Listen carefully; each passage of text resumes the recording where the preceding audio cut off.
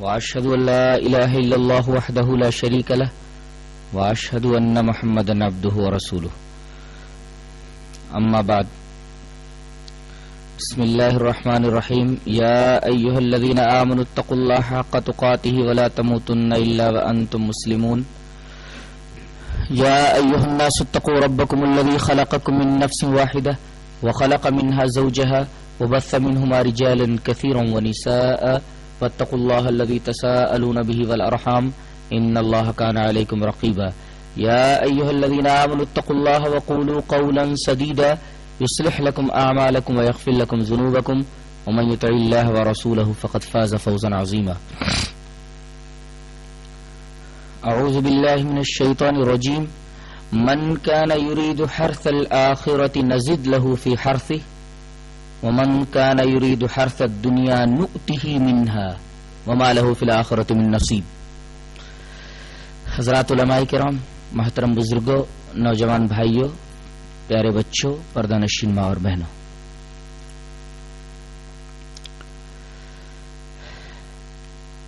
یہ دنیا دار الاسباب ہے. اس دنیا کے دار الاسباب ہونے کا مطلب یہ ہے کہ اللہ تبارک و تعالی نے تمام مسببات کو اسباب کے ساتھ جوڑ دیا ہے. کوئی مسبب اس وقت تک وجود میں نہیں آتا جب تک کہ سبب نہ پایا جائے. سبب اور مسبب کو ایک مثال سے سمجھ لیں. پنکھے کا چلنا، پنکھے کا گھومنا، یہ مسبب ہے، اور بٹن کا دبا دینا یہ سبب ہے. بٹن آپ نے دبا دیا، آن کر دیا تو پنکھا چلنے لگا. تو بٹن کا دبانا سبب ہے اور پنکھے کا چلنا مسبب ہے. بٹن نہ دبائے تو پنکھا نہیں چلے گا. اسی طرح اللہ تبارک و تعالی نے کائنات کی ہر شے کو، کائنات کے ہر مسبب کو کسی نہ کسی سبب کے ساتھ جوڑ رکھا ہے. سبب وجود میں آتا ہے تو مسبب وجود میں آ جاتا ہے. ہاں، اگر اللہ چاہے تو سبب موجود ہونے کے باوجود بھی مسبب وجود میں نہیں آتا. اس کی ایک مثال ہے. اللہ تبارک و تعالی ارشاد فرماتا ہے یَهَبُ لِمَن يَشَاءُ إِنَاثًا وَيَهَبُ لِمَن يَشَاءُ الذُّكُورَ أَوْ يُزَوِّجُهُمْ ذُكْرَانًا وَإِنَاثًا وَيَجْعَلُ مَن يَشَاءُ عَقِيمًا. اللہ جسے چاہے بیٹی دیتا ہے، جسے چاہے بیٹا دیتا ہے، جسے چاہے بیٹا بیٹی دونوں دیتا ہے. تو بیٹے کا ہونا،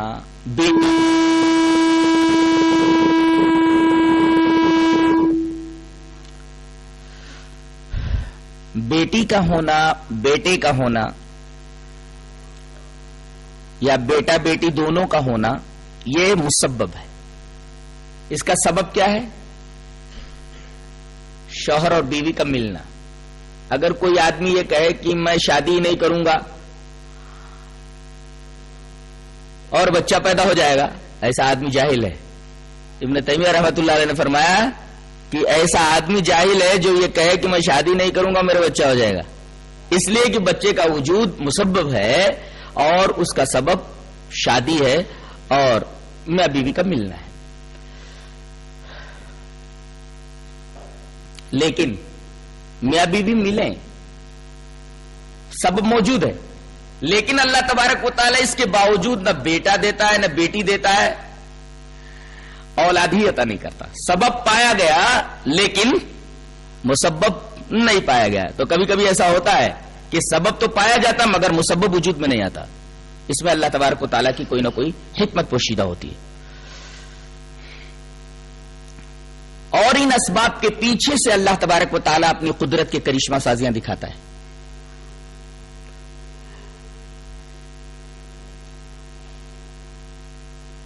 وہ نظر نہیں آتا. اب آپ کہیں گے جو چیز نظر نہیں آتی وہ موجود ہی نہیں ہے. یہ دعویٰ غلط ہے. ضروری نہیں کہ جو چیز نظر نہ آئے، جو چیز دائرے حواس میں نہ آئے، عقل کے دائرے ادراک میں نہ آئے، وہ چیز موجود نہیں ہوتی. اس لیے کہ بہت ساری چیزیں ایسی ہیں جو دکھائی نہیں دیتی مگر ہم انہیں ان کی نشانیوں سے جانتے ہیں اور ان کے وجود کا یقین رکھتے ہیں. مثلا روح، اس کے وجود کا ہمیں پورا یقین ہے، اس لیے کہ ہم دیکھتے ہیں کہ جب تک روح بدن کے اندر رہتی ہے تب تک آدمی متحرک رہتا ہے، آدمی چلتا ہے، آدمی بولتا ہے، آدمی سوتا ہے، آدمی جاگتا ہے، آدمی سوچتا ہے. اور جب یہ چیز نکل جاتی ہے تو آدمی بے حس و حرکت ہو جاتا ہے، ہر چیز ساکت ہو جاتی ہے، ہر چیز ساکن ہو جاتی ہے. اس سے کوئی بھی آدمی یہ پتہ لگا سکتا ہے کہ کوئی چیز اندر تھی جس کی وجہ سے وہ متحرک تھا اور کوئی چیز تھی باہر نکل گئی جس کی وجہ سے اب یہ غیر متحرک ہے، ساکن ہے، ساکت ہے، بے حس و حرکت ہے، لاش میں تبدیل ہو گیا ہے. یہ کون سی چیز تھی جس کی وجہ سے آدمی متحرک تھا اور کون سی چیز نکل گئی تو لاش میں تبدیل ہو گیا؟ یہ روح ہے. روح کے وجود کا ہمیں یقین ہے. کیا اس کو کسی نے دیکھا ہے؟ نہیں. نہ دیکھنے کے باوجود بھی ہم اس کے وجود کا یقین رکھتے ہیں اس کی نشانیوں کی وجہ سے. ایسے ہی عقل دکھائی نہیں دیتی. عقل کو کسی نے دیکھا ہے؟ نہیں، لیکن عقل کے وجود کا ہم یقین رکھتے ہیں کیونکہ عقل کے وجود پر نشانیاں موجود ہیں. ایک آدمی کو ہم دیکھتے ہیں کہ اچھا پہنتا ہے، اچھی طریقے سے چلتا ہے،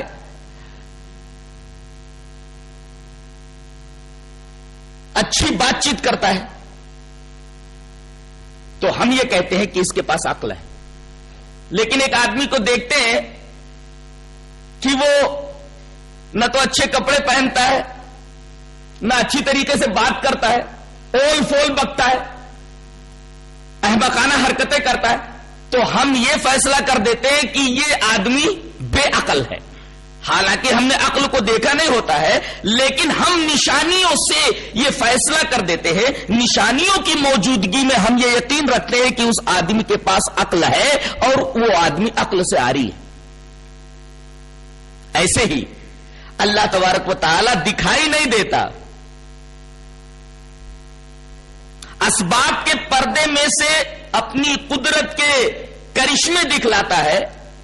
دکھائی نہیں دیتا اس کا مطلب یہ نہیں ہے کہ وہ موجود نہیں ہے. اس کا دکھائی نہ دینا اس کے غیر موجود ہونے کی دلیل نہیں ہے. عدم رویت، عدم وجود کی دلیل نہیں ہے. جیسے کسی نے دلی نہ دیکھا ہو تو وہ یہ کہے کہ میں نے دلی دیکھا نہیں ہے، اس وجہ سے دلی موجود نہیں ہے. عدم رویت، نہ دیکھنا، یہ عدم وجود کو مستلزم نہیں ہے کہ جو چیز دکھائی نہ دے، جس چیز کو آدمی نے دیکھا نہ وہ چیز موجود ہی نہیں ہے. بلکہ نشانیوں سے دیکھا جائے، نشانیوں سے پہچانا جائے. نشانیاں بتاتی ہیں کہ وہ چیز موجود ہے. آدمی اپنے چاروں طرف دیکھے تو اسے معلوم ہوگا کہ اللہ تبارک و تعالیٰ کے وجود پر چاروں طرف نشانیاں بکھری پڑی ہیں. ہر ذرہ یہ گواہی دیتا ہے کہ اللہ تبارک و تعالیٰ موجود ہے.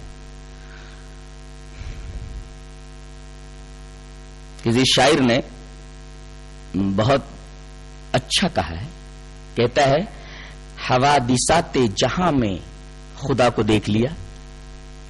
حوادثات جہاں میں خدا کو دیکھ لیا، اڑی جو خاک تو ہم نے ہوا کو دیکھ لیا.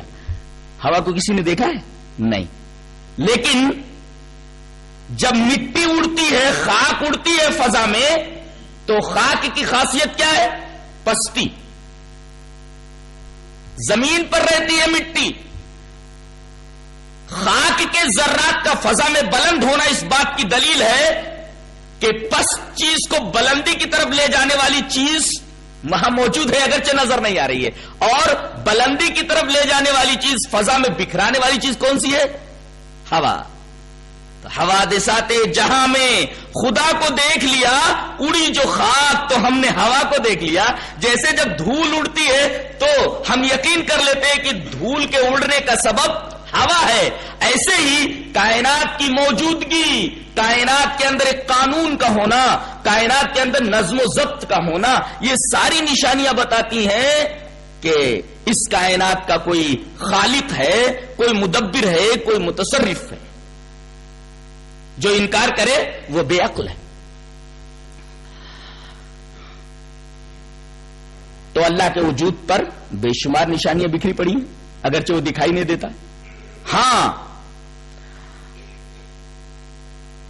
جنت کے اندر دکھائی دے گا، دنیا کے اندر اس کا دیدار ممکن نہیں ہے. حضرت موسیٰ علیہ السلام جب کوہ طور پر گئے، آواز آئی یا موسیٰ انی انا اللہ رب العالمین، اے موسیٰ میں تمام جہانوں کا رب تم سے مخاطب ہوں.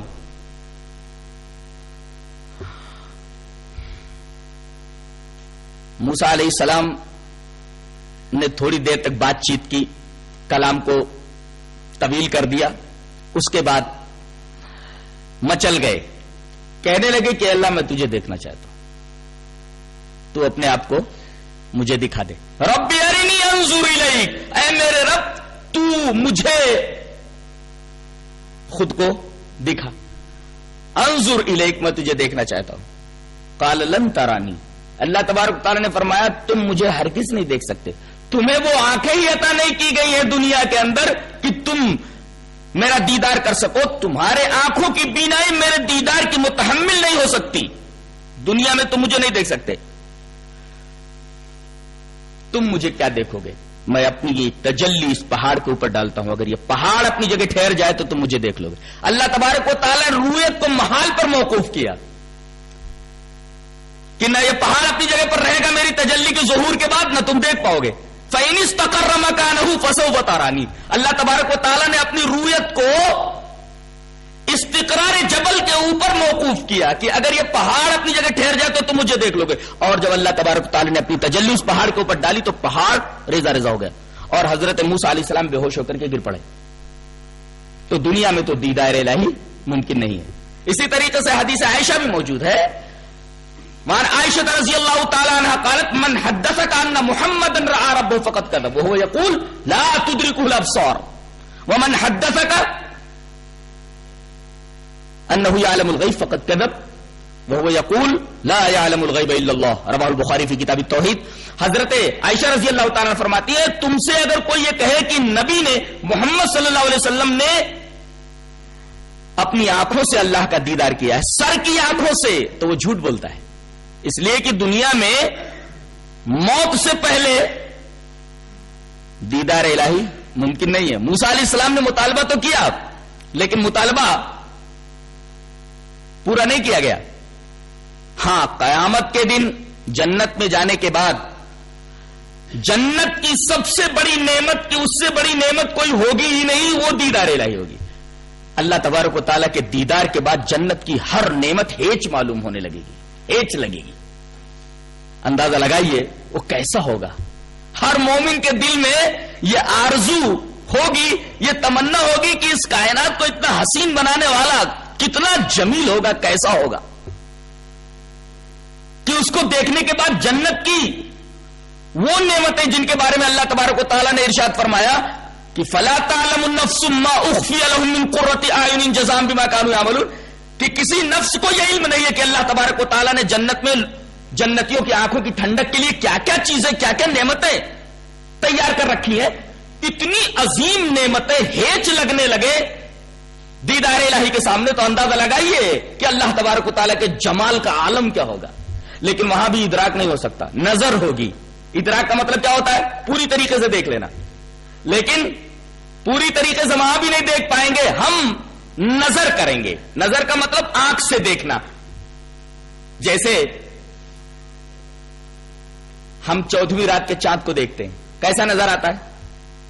ایک تھالی کی طرح، پورا کا پورا ایک تھالی کی طرح نظر آتا ہے. اور کبھی کبھی تو اس کا عکس پانی کے اندر جب نظر آتا ہے تو بالکل وہ چھوٹی سی تشتری کی طرح ہوتا ہے. تو کیا کوئی عقل مند یہ کہہ سکتا ہے کہ چاند تشتری کی طرح ہے؟ تشتری اتنا بڑا ہے؟ نہیں، وہ ایک بہت بڑا کوڑا ہے جو ہماری زمین کے ارد گرد گردش کر رہا ہے. 29 یا 30 دنوں کے اندر یہ چکر پورا کرتا ہے ہماری زمین کے ارد گرد. ایک بہت بڑا کوڑا ہے، وہ تھالی کے برابر نہیں ہے، لیکن ہم کہتے ہیں کہ ہم نے چاند کو دیکھ لیا اور چاند کو پورا دیکھ لیا، جبکہ ہم اس کو پوری طریقے سے دیکھ نہیں پاتے، اس کا ادراک نہیں کر پاتے اور کہتے ہیں کہ ہم نے دیکھ لیا. ایسے ہی قیامت کے دن اللہ تبارک و تعالیٰ کو لوگ دیکھیں گے جیسے یہاں بدر کامل کو دیکھتے ہیں، 14ویں رات کے چاند کو دیکھتے ہیں. جو جس طریقے سے اللہ کے وجود پر نشانیاں موجود ہیں، اسی طریقے سے اللہ تبارک و تعالیٰ کی وحدانیت کے اوپر بھی نشانیاں موجود ہیں. ہم یہ دیکھتے ہیں کہ سورج ہمیشہ سے مشرق سے نکلتا ہے، مغرب میں ڈوب جاتا ہے. موسموں کے تغیرات جیسے پہلے تھے ویسے اب بھی ہیں. جاڑا، گرمی، برسات پورے تسلسل کے ساتھ ہر سال آتے ہیں، ان میں کوئی تغیر نہیں ہوتا. ناریل کے درخت پہ ہم ناریل کا پھل ہی دیکھتے ہیں، آم کے درخت کے اوپر ہم آم لگا ہوا ہی دیکھتے ہیں، کدو کی بیل کے اوپر کدو ہی لٹکتا ہوا دیکھتے ہیں، چیکو کے درخت کے اوپر ہم چیکو ہی دیکھتے ہیں. اگر اس کائنات کے اندر اور کئی الہ ہوتے، دیوی دیوتا ہوتے، تو ہم یہ دیکھتے کہ ناریل توڑنے کے لیے گئے تو وہاں کوئی کدو لٹکا ہوا تھا، اس لیے کہ کسی دیوتا نے اپنا تصرف کر دیا تھا، ناریل کے درخت پر کدو لٹکا دیے تھے. لیکن کبھی ایسا نہیں ہوا. یہ اس بات کی دلیل ہے کہ اس کائنات میں نہ تو کسی بابا کا دخل ہے، نہ کسی پیر کا دخل ہے، نہ کسی مرشد کا دخل ہے، اور نہ اسی طریقے سے کسی نبی کا دخل ہے، کسی ولی کا دخل ہے. اور نام نہاد اقطاب، اوتاد اور یہ سب بدعتی الفاظ ہیں. ان ناموں کا ثبوت حدیث میں نہیں ملتا. اقطاب، نجبا، اوتاد، ان کا کوئی تصرف اس کائنات کے اوپر نہیں ہے. اسی طریقے سے نہ کسی دیوی کا تصرف ہے، نہ کسی دیوتا کا تصرف ہے. اس کائنات کی یکسانیت بتا رہی ہے، وحدت بتا رہی ہے کہ اس کائنات کے پیچھے ایک ہی ہستی موجود ہے، واحد ہستی موجود ہے، احد ہستی موجود ہے. نہیں تو کبھی ایسا ہوتا کہ سورج مشرق سے نہ نکل کر کے مغرب سے نکلتا اور مشرق میں ڈوبتا، لیکن کبھی اس کے خلاف نہیں ہوا. کیا یہ اس بات کا ثبوت نہیں کہ اللہ تبارک و تعالی ہی اس کائنات میں متصرف ہے؟ اور صرف ایک جملے میں ایک دلیل ایسی پیش کر دی ہے، ایک ایسا برہان پیش کر دیا ہے کہ آج تک اس برہان کا توڑ نہیں لایا جا سکا، اس دلیل کو رد نہیں کیا جا سکا. 17ویں پارے کے اندر اللہ نے فرمایا لو کان فیہما آلہۃ الا اللہ لفسدتا. اگر اس کائنات کے اندر اللہ کے علاوہ اور بھی معبود ہوتے زمین اور آسمان کے اندر اور کائنات میں، تو نظام عالم تباہ و برباد ہو جاتا، نظام عالم کے اندر فساد ہو جاتا. نظام عالم کے اندر فساد نہ ہونا، وحدت ہونا، ایک واحد ہستی، ایک احد ہستی کے موجود ہونے کی دلیل ہے.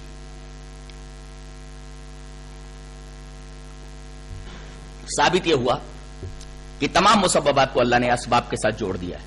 سبب وجود میں آتا ہے، مسبب وجود میں آ جاتا ہے. اسباب کی 2 قسمیں ہیں. ایک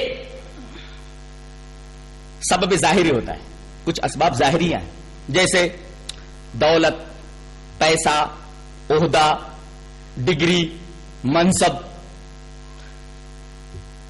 قوت، طاقت، عقل، یہ ساری کی ساری چیزیں اسباب ظاہریہ ہیں. اور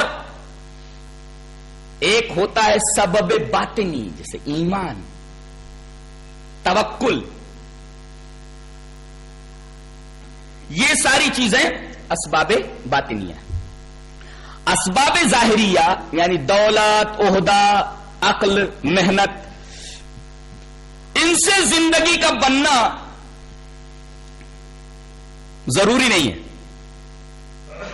ان سے زندگی بنتی بھی ہے اور زندگی بگڑ بھی جاتی ہے. دولت سے زندگی بنتی بھی ہے، بگڑ بھی جاتی ہے. عہدے سے زندگی بنتی بھی اور بگڑ بھی جاتی ہے.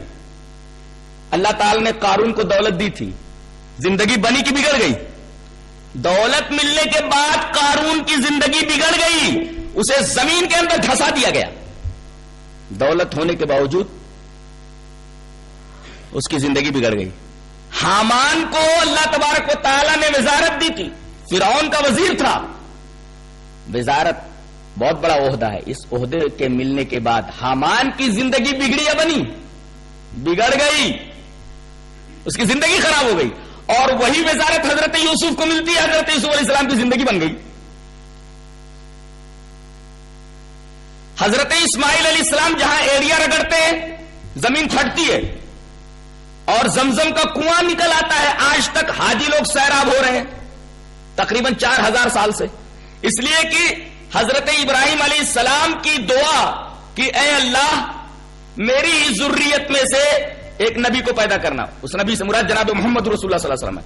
حضرت ابراہیم علیہ السلام کی دعا کے 2500 سال بعد نبی کریم صلی اللہ علیہ وسلم دنیا میں تشریف لائے، اور آپ کو اس دنیا سے گئے ہوئے 1500 سال ہو گئے تقریباً. اس کا مطلب یہ کہ 4000 سال سے اس کنویں کا پانی ختم نہیں ہوا ہے. پانی کی جو اہمیت ہے، اہمیت کے اوپر کوئی اثر نہیں پڑا ہے. پانی کے جو اثرات ہیں، اثرات کے اندر خرابی نہیں آئی ہے. یہ کنواں ہی ایک طریقے سے معجزہ ہے. حضرت اسماعیل علیہ السلام نے اپنے ایڑیوں کو وہاں رگڑا تو زمین پھٹی اور زمزم کا کنواں نکل آیا. تو ایک کے لیے زمین پھٹنا رحمت ثابت ہوا، اور وہی زمین پھٹی قارون کے لیے زمین میں دھستا چلا گیا تو اس کے لیے زمین کا پھٹنا زحمت بن گیا. ایک کے لیے زمین کا پھٹنا رحمت اور ایک کے لیے زمین کا پھٹنا زحمت. تو مال سے، دولت سے، ڈگری سے، عہدہ سے، اس سے زندگی کا بننا ضروری نہیں ہے. اس سے زندگی کا بننا انسانی تجربہ ہے، اللہ تبارک و تعالیٰ کا وعدہ نہیں ہے. لیکن اسباب باطنیہ سے، ایمان سے، اخلاق سے، توحید سے، اچھے اعمال سے، جو اسباب باطنیہ ہیں ان سے زندگی کا بننا یہ لازم ہے. یہ اللہ تبارک و تعالیٰ کا وعدہ ہے کہ کوئی آدمی میرے اوپر ایمان لائے، اعمال صالحہ کرے، میں اس کی زندگی بناتا ہوں. اس سے زندگی کا بننا اللہ تبارک و تعالیٰ کا وعدہ ہے.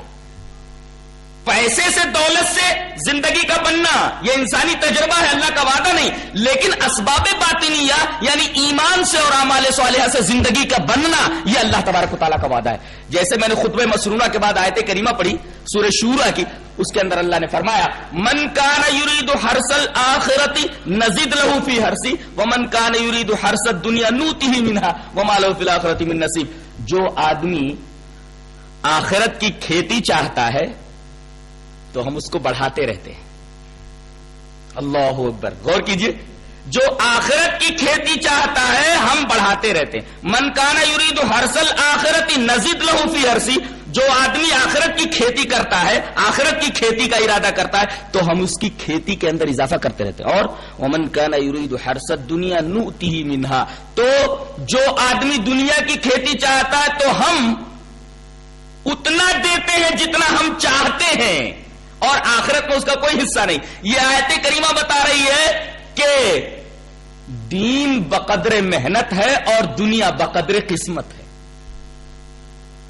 دین کے لیے جتنی محنت کرو گے اتنا اجر تمہیں ملے گا، برابر ملے گا. جتنی محنت کرو گے اتنا اجر ملے گا، جتنی نیکیاں کرو گے اتنا اجر ملے گا، جتنے اعمال کرو گے اچھے اتنے اجر آپ کو ملیں گے، اتنی نیکیاں آپ کو ملیں گی.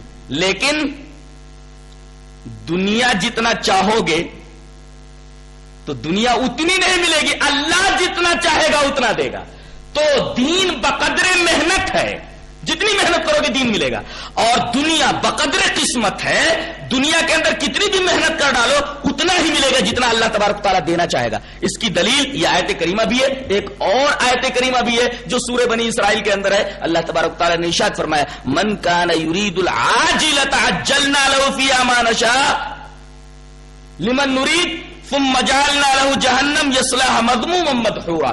جو آدمی عاجلہ کو چاہتا ہے یعنی دنیا کو، تو ہم اس کو دنیا دے دیتے ہیں جتنا ہم چاہتے ہیں. لمن نرید، جتنا ہم چاہتے ہیں. ما نشاء، جتنا ہم چاہتے ہیں. جتنا وہ چاہتا ہے اتنا نہیں، بلکہ جتنا ہم چاہتے ہیں اتنا ملتا ہے. تو دنیا نہ تو محنت پر ملتی ہے اور نہ عقل کے اوپر ملتی ہے، بلکہ قسمت کے اوپر ملتی ہے. کتنی عجیب بات ہے. ایک سیٹ کو دیکھا گیا کہ 5 منٹ فون پر بات کرتا ہے 50,000 روپے کماتا ہے، اور ایک محنت کرنے والا مزدور بیچارہ دن بھر محنت کرتا ہے لیکن 100 روپے ملتا ہے یا 50 روپے ملتا ہے. گویا کہ دولت جو ہے محنت پر نہیں ملتی، اس لیے کہ وہ سیٹ 5 منٹ فون پر بات کرتا ہے 50,000 کماتا ہے، اور ایک مزدور ہے دن بھر محنت کرتا ہے تو 100 روپے کماتا ہے. گویا دنیا بقدر محنت نہیں ملتی، ورنہ دونوں کو اسی طریقے سے ملنا چاہیے. اور دنیا عقل سے بھی حاصل نہیں ہوتی کہ جتنا بڑا عقل مند ہے اتنا زیادہ دنیا حاصل کر لے گا. انگوٹھا ٹیک کتنے کروڑ پتی ہیں، لکھنا نہیں آتا، سائن کرنا نہیں آتا، انگوٹھا لگاتے ہیں اپنی آفس کے اندر، نیٹ اینڈ کلین بیٹھے رہتے ہیں، انگوٹھا لگاتے ہیں، سائن کرنا نہیں آتا، اتنے بڑے جاہل ہوتے ہو. لیکن بڑے بڑے ایم کام اور بی کام وہاں 5,000 روپے 3,000 روپے کے اوپر نوکر رہتے ہیں. پتا یہ چلا کہ دولت کا ملنا، دنیا کا ملنا عقل پر بھی منحصر نہیں ہے کہ آدمی کے پاس بہت زیادہ عقل ہو گئی تو اسے دولت مل جائے گی.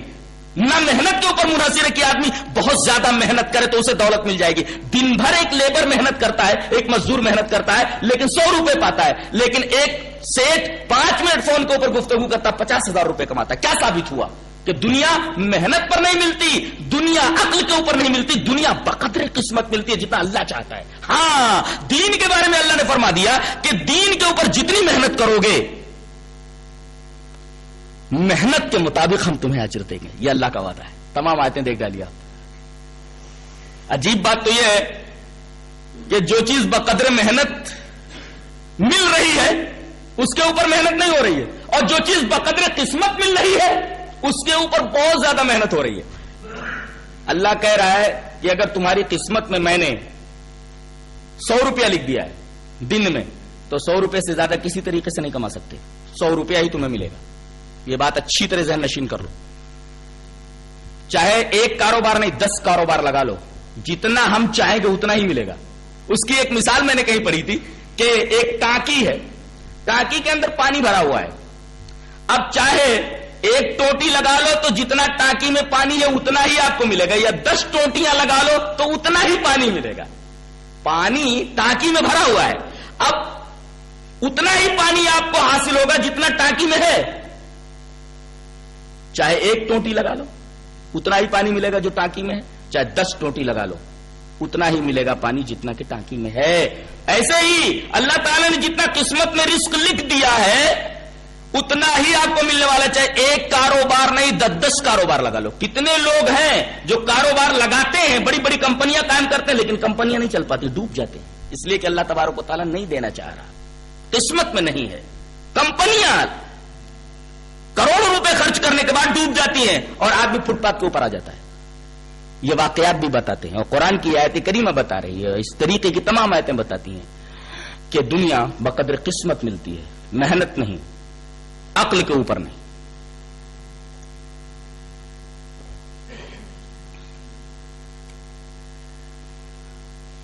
اگر اسباب باطنیہ کے اوپر محنت کرو گے تو جنت میں جاؤ گے.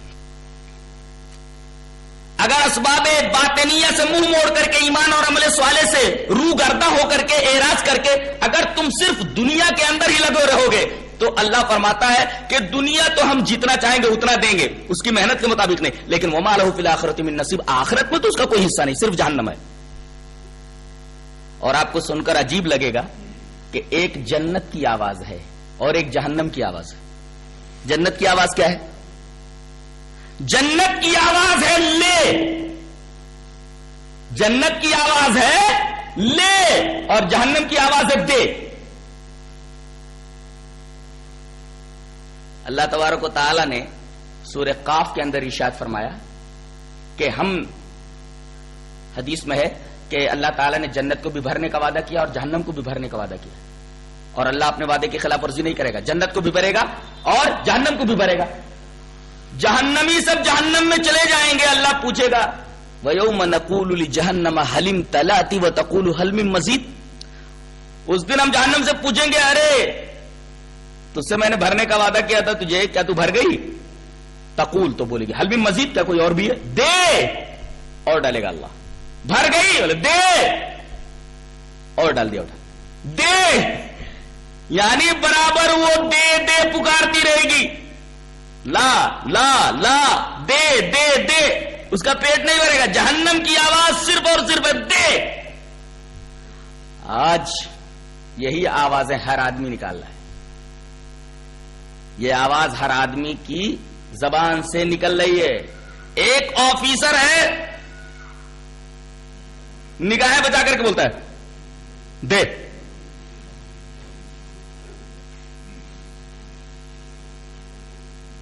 کسی کو بھی دیکھ لو ادھر ادھر دیکھے گا کہتے دے، کوئی یہ نہیں کہتا لے. یہ جہنم کی آواز ہے، دے. اس لیے کہ اللہ تعالیٰ فرما رہا ہے کہ جہنم کی آواز ہے دے، اس کا پیٹ نہیں بھرے گا. تو انسان جو دے کو اپنی عادت بنا لے اس کا پیٹ جہنم ہے، کبھی بھرنے والا نہیں ہے. اللہ تعالیٰ جہنم کو بھرنے کے لیے اپنا پیر رکھے گا، پیر رکھنے کے بعد جہنم بھر جائے گی، اور جنت بھی نہیں بھرے گی.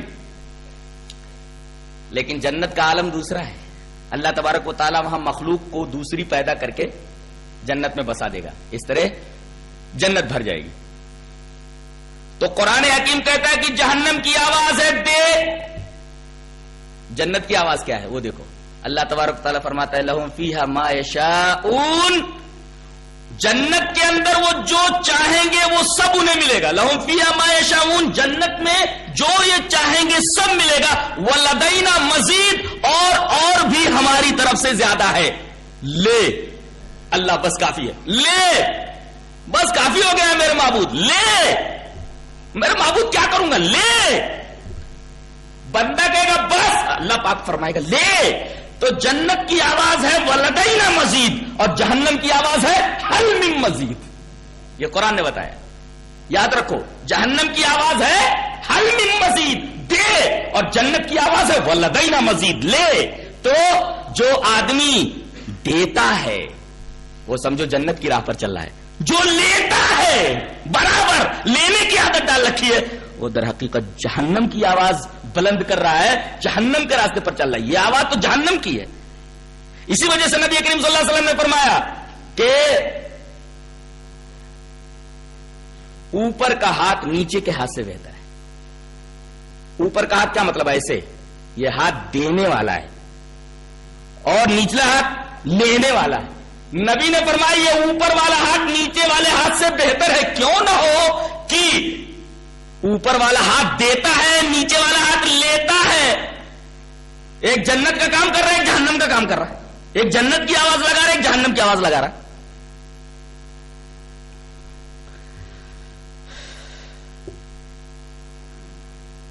اللہ تبارک و تعالیٰ نے یہ بھی ارشاد فرمایا کہ تمہیں کبھی کبھی دھوکہ ہو جاتا ہے یہ دیکھ کر کے کہ بہت سارے لوگ اللہ کی نافرمانی کرتے ہوئے بہت عیش و آرام سے رہ رہے ہیں. جتنی نافرمانی کر رہے ہیں دنیا اتنی ہی زیادہ انہیں مل رہی ہے. اللہ،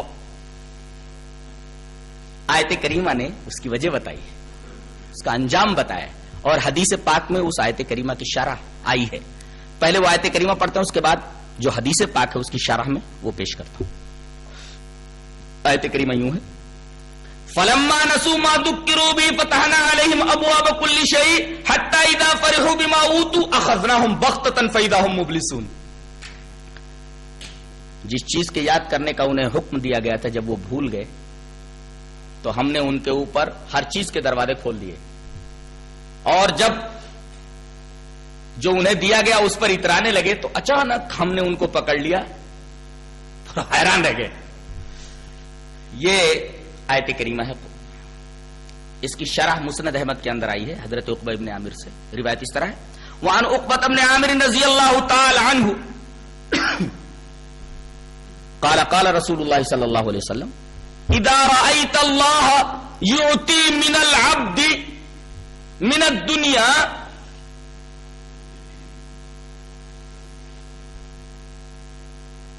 على معاصیہ ما يحب فإنما هو استدراج. وتلا رسول اللہ صلی اللہ علیہ وسلم فلما نسوا ما ذكروا به فتحنا عليهم ابواب كل شيء حتى اذا فرحوا بما اوتوا اخذناهم بغتة فاذا هم مبلسون. رواه احمد فی مسندہ. حضرت امام احمد بن حنبل اس حدیث پاک کو مسند احمد میں لائے. نبی کریم صلی اللہ علیہ وسلم نے فرمایا، عقبہ ابن عامر کہتے ہیں کہ کسی آدمی کو یہ دیکھو کہ اللہ اسے اس کے گناہوں کے باوجود نواز رہا ہے، گناہ پر گناہ کر رہا ہے اور اللہ اسے دنیا دیتا جا رہا ہے، تو اس کا یہ مطلب نہیں ہے کہ اللہ اسے بہت خوش ہے. فإنما هو استدراج، یہ ڈھیل ہے، امہال ہے، مہلت ہے. اور پھر آپ نے یہ آیت کریمہ تلاوت کی کہ جس چیز کا یاد کرنے کا انہیں حکم دیا گیا تھا جب وہ بھول گئے تو ہم نے ان کے اوپر ہر چیز کے دروازے کھول دیے. ایک دکان تھی 10 دکان ہو گئی، ایک مکان تھا 10 مکان ہو گیا، اور اسی طریقے سے دولت کی ریل پیل ہو گئی. اچانک ہم ان کو پکڑتے ہیں جب وہ عیش و عشرت میں مشغول ہو جاتے ہیں، یہ سمجھتے کہ اللہ بہت خوش ہے، خوب نواز رہا ہے، اچانک پکڑتے ہیں اور حیران رہ جاتے ہیں. اس کا مطلب کیا ہوا؟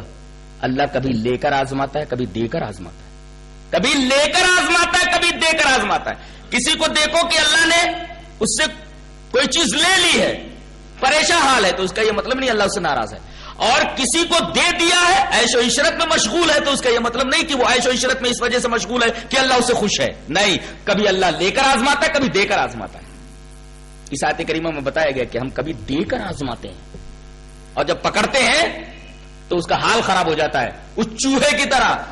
ایک دفعہ میں نے اس کی مثال دی تھی کہ ایک صاحب خانہ پنجرے کے اندر ایک طوطا پالے ہوئے،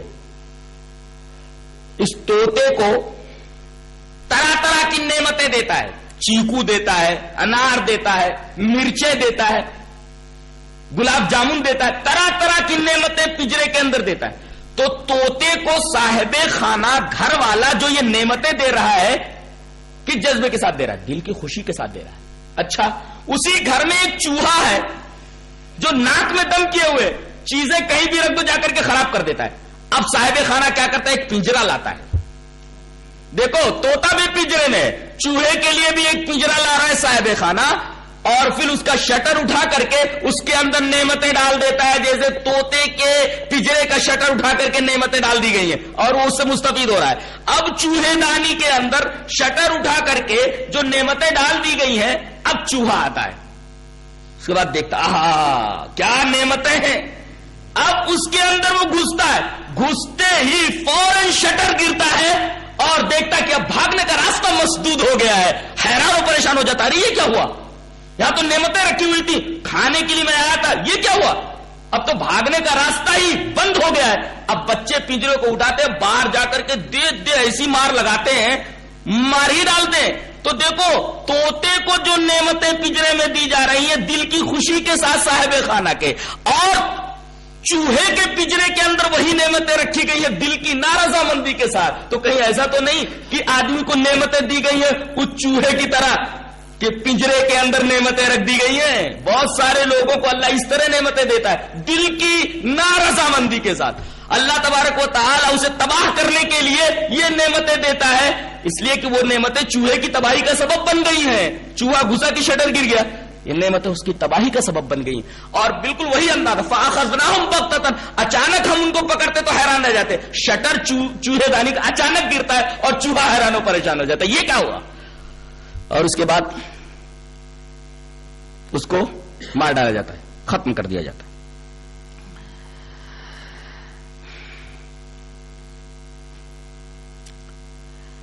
یہ نعمتیں جن کے پیچھے آدمی بے تحاشا حلال و حرام کی تمیز کے بغیر دوڑتا رہتا ہے، نہ دن دیکھتا ہے، نہ رات دیکھتا ہے، نہ گرمی دیکھتا ہے، نہ برسات دیکھتا ہے، نہ آؤ دیکھتا ہے، نہ تاؤ دیکھتا ہے، نہ آگے دیکھتا ہے، نہ پیچھے دیکھتا ہے. بس آنکھیں نیچے ہوئے، بس دولت کے پیچھے، اسباب ظاہریہ کے پیچھے بھاگتا رہتا ہے، دوڑتا رہتا ہے. اللہ فرما رہا ہے دنیا کی جتنی بھی نعمتیں ان میں 3 خرابیاں ہیں.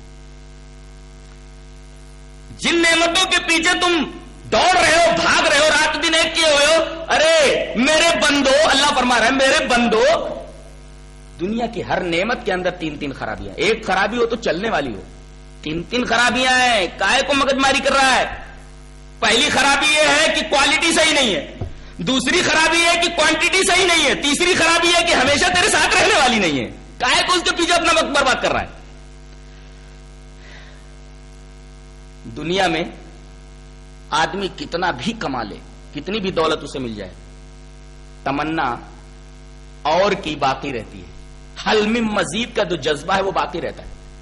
اور نبی کریم صلی اللہ علیہ وسلم نے اس جذبے کے بارے میں ایک حدیث پاک میں ارشاد فرما دیا کہ اگر ابن آدم کے پاس 2 وادیاں 2 ویلیز آف گولڈ 2 وادیاں سونے کی مل جائے تو لبتغى ثالثا, تو تمنا کرے گا کہ تیسری وادی بھی سونے کی مل جائے.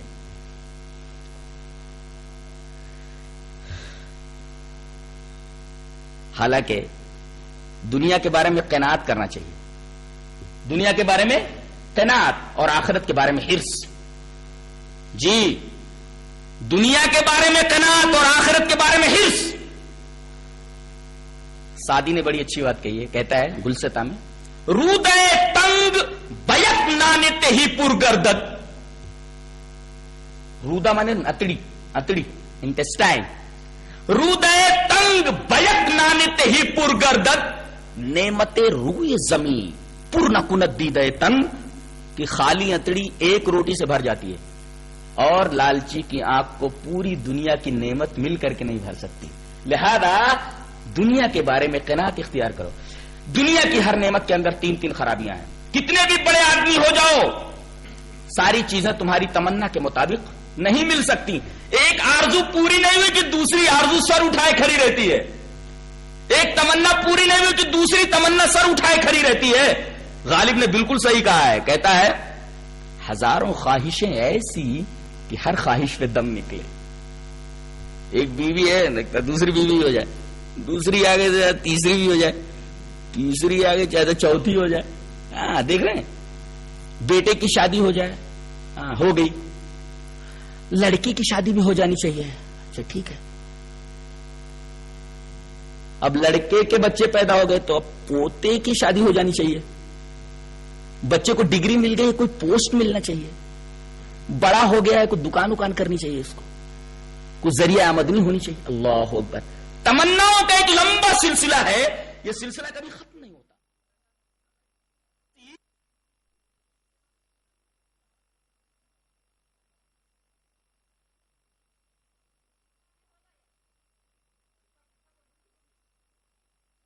آ گیا تھا, کتنا پیارا بچہ ہے, اسے چھوڑ دو, مت قتل کرو. لا تقتلوه عسى ان ينفعنا او نتخذه ولدا.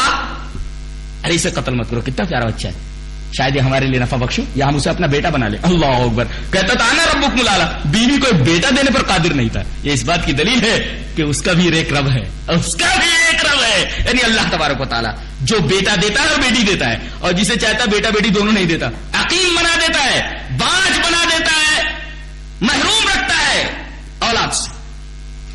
یہ سب دینا اللہ تبارک و تعالی کی قدرت میں ہے. کوئی بھی چیز ملتی ہے تھوڑی مقدار میں ملتی ہے, زیادہ مقدار میں نہیں ملتی. اور جو تھوڑی مقدار میں ملتی ہے اس کی کوالٹی صحیح نہیں ہوتی. ایک تو کوانٹٹی صحیح نہیں ہے, ملتا ہے تو تھوڑا ملتا ہے, اور جو تھوڑا ملا اس کی کوالٹی صحیح نہیں. مثلا جوانی ملی, کتنے اچھے ایام ہوتے, بڑے حسین ایام ہوتے ہیں جوانی کے, لیکن کچھ دنوں کے بعد بال سفید ہو جاتے ہیں اور اس کے بعد کھاٹ پر بیٹا کھانستا رہتا ہے. نعمت ہاتھ سے نکل گئی. ملی نعمت تو کوانٹٹی صحیح نہیں, اور کوانٹٹی جو تھوڑی بہت ملی تھی اس کی کوالٹی صحیح نہیں ہے, اور اس کے باوجود جو کچھ الٹا پلٹا ملا وہ ہمیشہ رہنے والا نہیں. اللہ فرما رہا ہے ہماری جنت کے اندر آؤ, کوالٹی بھی دیتے ہیں, کوانٹٹی بھی دیتے ہیں, اور ابدیت بھی دیتے ہیں, تینوں چیزیں دیتے ہیں. دنیا کی ہر نعمت کے اندر یہ 3 خرابیاں. اللہ فرما رہا ہے سورہ محمد کے اندر, ارشاد فرماتا ہے مثل الجنت التي وعد المتقون فيها انهار من ماء غير آسن وانهار من لبن لم يتغير طعمه وانهار من خمر لذة للشاربين وانهار من عسل مصفى. اللہ اکبر. اس جنت کی مثال جسے دینے کا اللہ تبارک تعالی نے متقیوں سے وعدہ فرمایا ہے, اس کے اندر پانی کی نہریں ہیں. تم ایک ٹانکی پانی کے لیے ترستے ہو, آؤ ہماری جنت کے اندر پانی کی نہر نہیں, انہار پانی کی نہریں ہیں. یہ ہے کوانٹٹی. ایک ٹانکی پانی کو ترستے ہو تم. آؤ ہماری جنت کے اندر ہم تمہیں نہریں دیتے ہیں پانی کی. فیہا انہار من معین, پانی کی نہریں. یہ تو ہوا کوانٹٹی, نہریں. اللہ اکبر. اور کوالٹی کیا ہے؟ غیر آسن. ایک ٹانکی پانی رکھ کر کے بند کر کے رکھ دو, 2 مہینے کے بعد دیکھو اس میں کیڑے کتنے پڑ جاتے ہیں, پیو تو بیمار ہو جاؤ گے. اللہ فرما رہا ہے نہریں دیں گے ہم, یہ کوانٹٹی ہے. اور غیر آسن, یہ پانی کبھی خراب نہیں ہوگا, کبھی سڑے گا نہیں. یہ کوالٹی ہے ہماری. کوانٹٹی بھی دے رہے ہیں اور کوالٹی بھی دے رہے ہیں. اللہ فرما رہا ہے تم 1 گلاس پیور دودھ کے لیے 1 لیٹر پیور دودھ کے لیے ترستے ہو. آؤ وانہار من لبن, دودھ کی نہر نہیں, دودھ کی نہریں. اللہ اکبر. پیو جتنا جی چاہے, پیو اور مست رہو, بہت باڈی بناؤ. پیو نہریں. کائے کے لیے نہریں؟ پینے کے لیے تو, دکھانے کے لیے تھوڑی ہے. خوب پیو. کلو واشربوا ہنیئا مریا. اس کی تعبیر میں نے اس طرح کی ہے, خوب کھاؤ, خوب پیو, جم کر کے کھاؤ پیو. دودھ کی نہریں. اچھا یہ تو کوانٹٹی ہے, نہر نہیں. نہریں ترستے ہو 1 لیٹر پیور دودھ کے لیے, یہاں نہریں. اور کوالٹی ہم کیا دے رہے؟ لم یتغیر طعمہ, کبھی اس کا ذائقہ خراب نہیں ہوگا. 1 لیٹر دودھ کو 10 دن رکھ لو, اس کے بعد پیو, دیکھو کیا ہوتا ہے. تو پاس نہیں لا سکتے منہ کے, ایسی بدبو اٹھے گی. اللہ فرما رہا ہے یہاں دودھ کی نہریں ہیں, لیکن کوالٹی ایسی ہے کہ لم یتغیر طعمہ, اس کا ذائقہ کبھی خراب نہیں ہوگا. اور تم 1 بوتل شراب کو ترستے ہو. شراب یہاں حرام ہے, وہاں ملے گی, لیکن یہاں کی شراب میں وہاں کی شراب میں فرق ہے.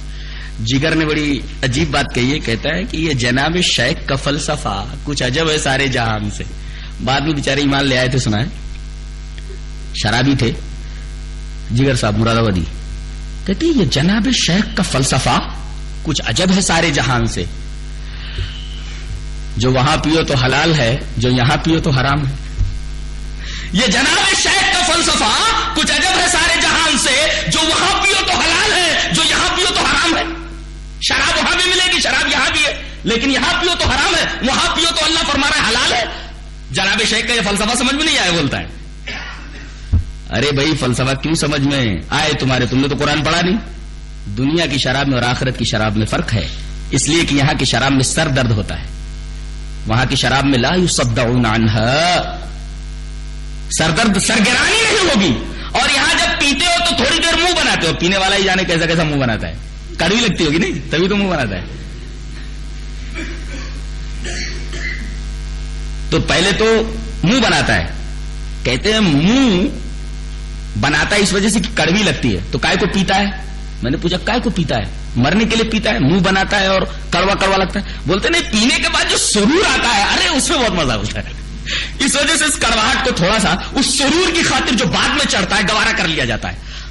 اللہ فرما رہا ہے ہماری جنت کی جو شراب ہے اس کی کوالٹی دیکھو, اس کی کوانٹٹی دیکھو. وانہار من خمر, 1 بوتل وسکی کے لیے ترستے ہو تم. شراب کی نہریں ہیں, نہر نہیں نہریں, نہر کی جمع ہے, نہر کا پلورل ہے. شراب کی نہریں ہیں, یہ ہے کوانٹٹی. اور لذت للشاربین, پیے تو مزہ آ جائے, لذت آ جائے, وہ منہ بنانا نہیں پڑے گا, پیتے ہو مزہ آ جائے گا. لذت للشاربین, پینے والوں کو مزہ آ جائے, پینے والوں کو لذت آ جائے. اللہ تبارک و تعالی نے وہ لذت کا لفظ استعمال فرمایا, لذت للشاربین, پینے والوں کو مزہ آ جائے, پینے والوں کو لطف آ جائے, پینے والا لذت سے مسحور ہو جائے. یہ ایسی شراب. حکیم لوگ جب دوا کا نسخہ لکھتے تو کہتے تھے دوا کے اس نسخے کو شہد خالص کے ساتھ پینا. کہاں شہد ملتا ہے آج کل, دیکھو وہ بالٹی لے کر کے آتے ہیں, اب نیا دھندا نکالا ہوا ہے, وہ شہد جو بیچتے ہیں اس میں کیا کرتے ہیں کہ تھوڑے سے شہد کے اندر بہت ساری شکر ملا دیتے ہیں. اب کہتے ہیں کہ اس کو لوگ ڈاؤٹ کی نگاہ سے دیکھیں گے تو کیا کرتے ہیں, پورا شہد کا چھتا توڑ کر کے اس کے اندر ڈال دیتے ہیں اور کچھ مکھیاں ڈال دیتے ہیں. دیکھا رہے تو تازہ ہے. اس طرح دھوکہ دیتے ہیں دھوکہ, یہ بازیگر کھلا, اور لوگ خرید لیتے ہیں جن کو شہد خالص اور شہد غیر خالص کے اندر فرق معلوم نہیں ہوتا. اللہ فرما رہا ہے کہ دوائی کھانے کے لیے دوا کھانے کے لیے تم کو تھوڑے سے شہد کے بارے میں اتنا ٹینشن لینا پڑتا ہے. آؤ ہماری جنت کے اندر، آپ باڈی بناؤ شہد پی پی کر کے، دودھ پی پی کر کے. آؤ وانہار من اصل، اصل مینس ہنی، شہد کی نہریں ہیں. اللہ اکبر، شہد کی نہریں. یہ ہے کوانٹٹی. اور مصفا، بالکل خالص پیور، یہ ہے کوالٹی. یعنی آؤ تو شہد کی کوالٹی بھی دیتے ہیں، ہم شہد کی کوانٹٹی بھی دیتے ہیں. اور ہر جگہ فرمایا گیا جنت میں آنے کے بعد جنت سے نکالے نہیں جاؤ گے. یہاں جو نعمت ملتی ہے وہ چھین جاتی ہے. ایک آدمی ڈاکٹر ہو جاتا ہے، مرنے کے بعد ڈاکٹری ختم. ایک آدمی زندگی بھر محنت کرتا ہے، پوری جوانی لگا دیتا ہے انجینئرنگ کے اسرار پڑھنے میں، اور اس کے بعد مر جاتا ہے. انجینئرنگ دھری رہ گئی ہے دنیا میں، گیا خالی عمل لے کر کے، کچھ گیا نہیں ذات میں اس کے، چند گز کفن کے سوا. اللہ فرما رہا ہے کہ آؤ ہماری جنت میں آ گئے نا، داڑھی نہیں ہوگی. داڑھی رکھ لو بھائی، سب داڑھی رکھو، ذرا داڑھی رکھ لو، داڑھی رکھو، اس لیے کہ جنت میں داڑھی نہیں ہوگی. سب چکنے ہوں گے، اللہ سب چکنے ہوں گے، اور ایک ہی عمر ہوگی، اور سب خوبصورت، سب ہینڈسم.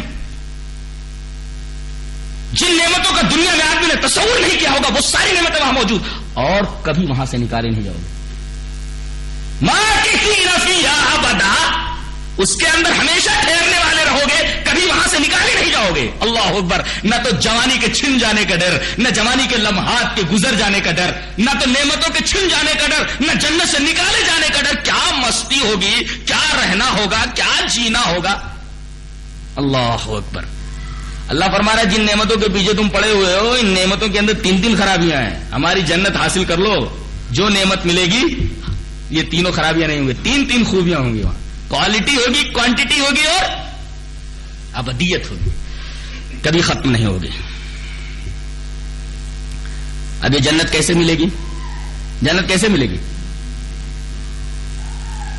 جس سبب سے نکالے گئے ہو اس کا الٹا سبب اختیار کرو. اللہ تبارک و تعالیٰ نے کہا کہ اس درخت کے قریب مت جانا، یعنی احکام خداوندی کی پیروی کرو، جنت میں چلے جاؤ گے. احکام خداوندی کی خلاف ورزی کرو گے، جنت میں کبھی نہیں جاؤ گے. گویا جنت میں دخول کا سبب عمل صالح ہے. اللہ تبارک و تعالیٰ نے جنت میں دخول کو، جزا کو عمل صالح کا سبب بنایا. جزا یہ مسبب ہے اور عمل صالح سبب ہے. اس سبب سے تم جنت میں جاؤ گے. جزاء بما کانوا یعملون، جنت بدلہ ہے ان لوگوں کے لیے جو اچھے عمل کرتے. اچھا عمل سبب ہے اور جزا جنت یہ مسبب ہے. سبب وجود میں نہیں آئے گا، مسبب وجود میں نہیں آ سکتا. اللہ تبارک و تعالی ہمیں اچھی سمجھ اور اچھے عمل کی توفیق عطا فرمائے. وآخر دعوانا الحمدللہ رب العالمین. ہو گیا 1 گھنٹہ؟ زیادہ ہو گیا؟ کچھ زیادہ تو کیا حقانی صاحب زیادہ ہو گیا کیا؟ ایڈجسٹ ہو جائے گا. محترم حاضرین، کل انشاءاللہ بعد نماز تراویح جو خود عالم ہے، آج ہماری نمازوں کے اندر بہت سارے بدعات اور خرافات لا کے ہم اپنے نمازوں کو اور دیگر عبادات کو ضائع کر رہے ہیں. آئیے کتاب و سنت کی روشنی میں جو صحیح نماز ہے وہ کیا ہے، کل انشاءاللہ فضیلت الشیخ سے سنیں گے. السلام علیکم.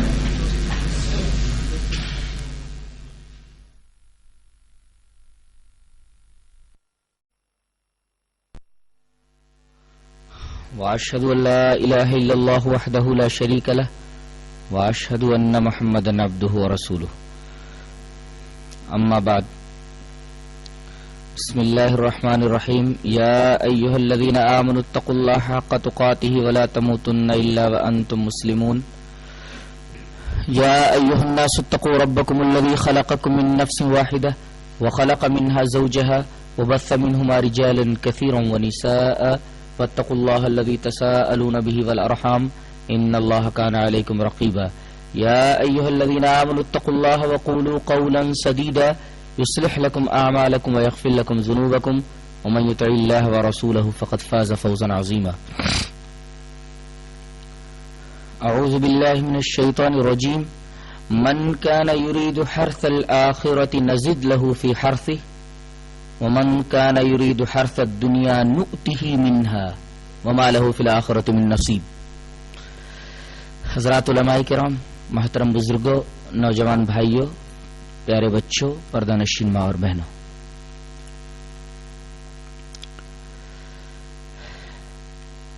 یہ دنیا دار الاسباب ہے. اس دنیا کے دار الاسباب ہونے کا مطلب یہ ہے کہ اللہ تبارک و تعالی نے تمام مسببات کو اسباب کے ساتھ جوڑ دیا ہے. کوئی مسبب اس وقت تک وجود میں نہیں آتا جب تک کہ سبب نہ پایا جائے. سبب اور مسبب کو ایک مثال سے سمجھ لیں. پنکھے کا چلنا، پنکھے کا گھومنا یہ مسبب ہے، اور بٹن کا دبا دینا یہ سبب ہے. بٹن آپ نے دبا دیا، آن کر دیا تو پنکھا چلنے لگا. تو بٹن کا دبانا سبب ہے اور پنکھے کا چلنا مسبب ہے. بٹن نہ دبائے تو پنکھا نہیں چلے گا. اسی طرح اللہ تبارک و تعالی نے کائنات کی ہر شے کو، کائنات کے ہر مسبب کو کسی نہ کسی سبب کے ساتھ جوڑ رکھا ہے. سبب وجود میں آتا ہے تو مسبب وجود میں آ جاتا ہے. ہاں، اگر اللہ چاہے تو سبب موجود ہونے کے باوجود بھی مسبب وجود میں نہیں آتا. اس کی ایک مثال ہے. اللہ تبارک تعالی ارشاد فرماتا ہے یَهَبُ لِمَن يَشَاءُ إِنَاثًا وَيَهَبُ لِمَن يَشَاءُ الذُّكُورَ أَوْ يُزَوِّجُهُمْ ذُكْرَانًا وَإِنَاثًا وَيَجْعَلُ مَن يَشَاءُ عَقِيمًا. اللہ جسے چاہے بیٹی دیتا ہے، جسے چاہے بیٹا دیتا ہے، جسے چاہے بیٹا بیٹی دونوں دیتا ہے. تو بیٹے کا ہونا،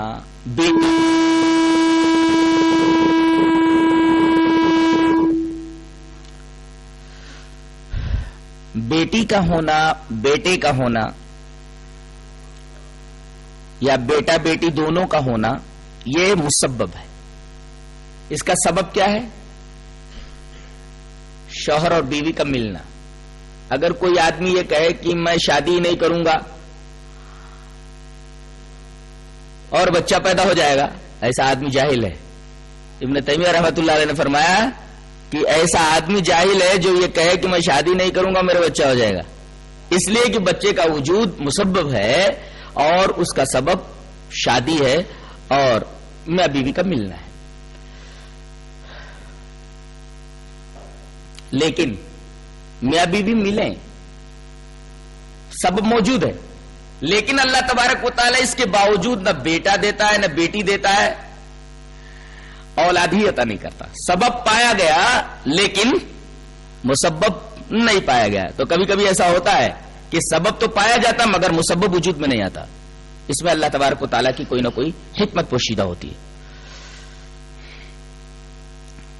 اور ان اسباب کے پیچھے سے اللہ تبارک و تعالی اپنی قدرت کے کرشمہ سازیاں دکھاتا ہے.